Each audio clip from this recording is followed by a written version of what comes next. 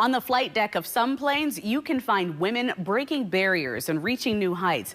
This morning, Jenna Wells shares the stories of two accomplished female flyers who hope to see more people like them in the sky in our Sunday morning spotlight. Inspiration is everywhere at Airventure Oshkosh. The annual convention is often referred to as aviation's family reunion. It's this beautiful community of people that just, if you meet somebody who's a pilot, instant connection. All you have to do is walk around a little while here and you're going to find positivity and people that want to bring you into their fold. That's especially true for women pilots, who make up less than 10% of the industry. It's really low percentages. So in this industry, it's really nice when you know that there's a lot of women that have the same passions as you do with aviation. Stacey Sheard is a corporate helicopter captain based out of Philadelphia. I wanted to fly helicopters since I was probably 11 or 12 years old. When I was little, my brother and I used to jump off the barn and kind of pretend you could fly a little bit. Her early interest in helicopters was a product of her environment growing up on the West Coast. Oh, in California, there's the wildfires. So I used to watch helicopters fly over my house and to go fight the fires in the mountains. So I just started dreaming of wanting to be overhead in one of those helicopters. Sheard ran with that dream, starting her career in the Army as a Black Hawk pilot. I was in a lot of companies in the military, and I was always the only woman that was flying helicopters. She was active duty for 11 years, then started flying commercial and now corporate. Sheard puts a lot of work into her love for helicopters, teaching workshops and sitting on international boards. Find something you love and find a way to make that your job. Well, I'm one of the instructors for a 142 program out there. That philosophy has been adopted by many women who found themselves in aviation, including Abingdon Mullin. I have always wanted to fly ever since I was 14 years old. That's when I heard about flying in high school. Mullin grew up in Southern California. She was inspired to take to the skies after meeting two pilots at a career day in high school. And they said two things that just absolutely captured me.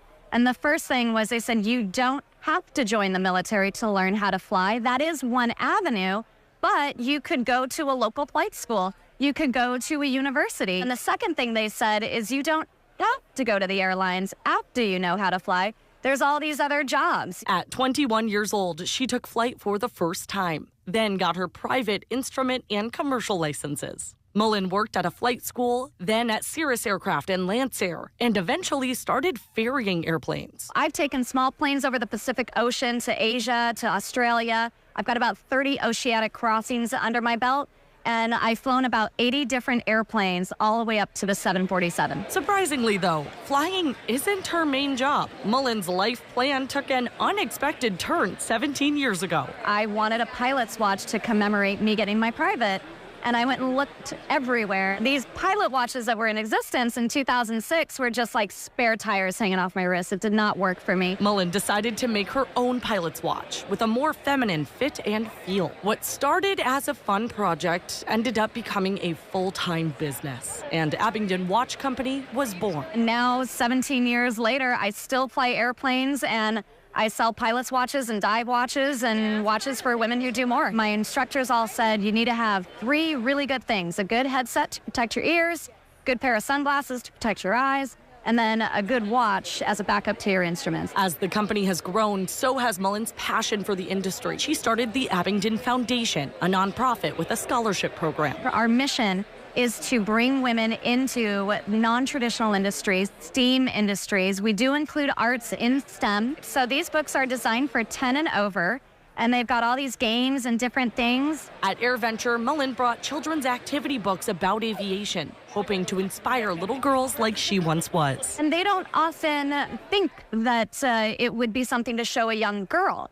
They show the boys pilots, be a pilot, and they show the girls be a flight attendant. Well, I would encourage parents and educators to just, if they have a girl who's looking up in the skies, tell them, yeah, they could be up there too, right there in the flight deck. As air shows and events like Airventure continue, both Mullin and Sheard hope to see more female attendees. Aviation doesn't have a lot of women, so it takes a little extra work to bring them in and let them know, hey, there's people like you here. You can do this too. My hope for women in aviation and in STEAM is that we have so many women in this industry that it just doesn't faze anybody, that they don't get surprised at seeing a woman in the flight deck. Especially with ongoing shortages in the aviation industry, newcomers will be welcomed with open arms. The more minds that you get into any aspect of any industry, the safer and the better it's going to be. It never ends. I think the passion and the dream and the inspiration that drives you somewhere, I think